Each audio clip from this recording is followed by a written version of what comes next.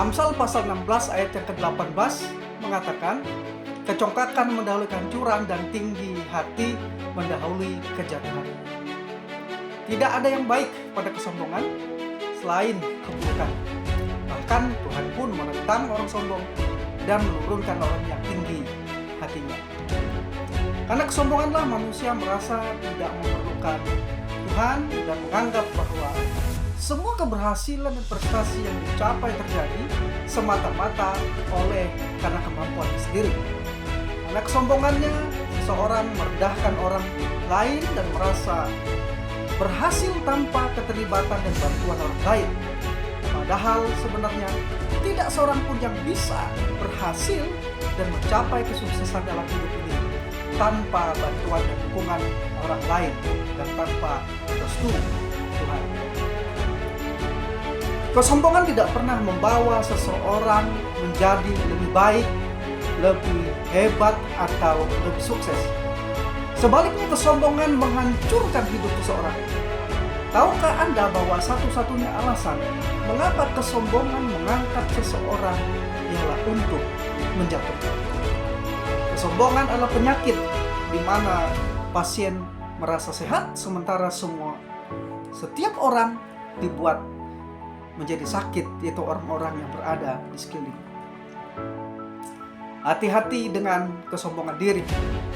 Kesombongan biasanya berawal dari kelebihan, keunggulan, prestasi yang dimiliki melampaui orang lain.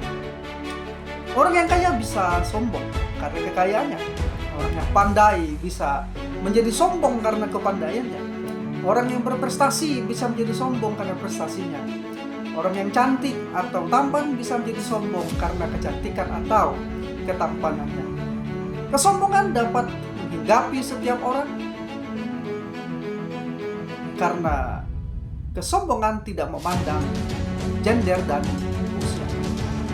Jadi kesombongan bisa menghinggapi orang tua, ada pada orang muda, pada pejabat atau rakyat biasa, pengusaha atau orang biasa, bos atau pekerja, pelajar dan mahasiswa, orang kaya maupun miskin, bahkan ibu rumah tangga dan pembantu juga bisa sombong. Ingatlah, semua yang kita miliki hari ini hanyalah hiasan hidup saja. Pada saatnya nanti, semuanya harus kita lepaskan. Seperti kita lahir di dunia ini dengan tangan kosong. Ketika kita mati, kita pergi dengan tangan kosong juga tanpa membawa apa-apa. Karena itu jangan bangga akan tubuhmu. Jangan bangga akan raut wajahmu yang tampan atau cantik. Karena semuanya suatu saat akan tinggal tulang-tulang di dalam kuburan. Jangan bangga akan wajahmu karena suatu saat, sekali lagi, hanya akan tinggal tulang-tulang. Jangan bangga akan mobil mewahmu, karena mobil terakhirmu nantinya adalah mobil jenazah juga. Jangan bangga dengan gelarmu yang hebat, yang panjang, yang banyak, karena gelar-gelarmu itu semuanya, ingat, gelar terakhirmu nanti adalah almarhum juga. Jangan bangga dengan tempat tinggalmu yang mewah dengan tanah luas, karena tempat tinggal terakhirmu nanti adalah kuburan dengan ukuran tanah 2 kali 2 meter.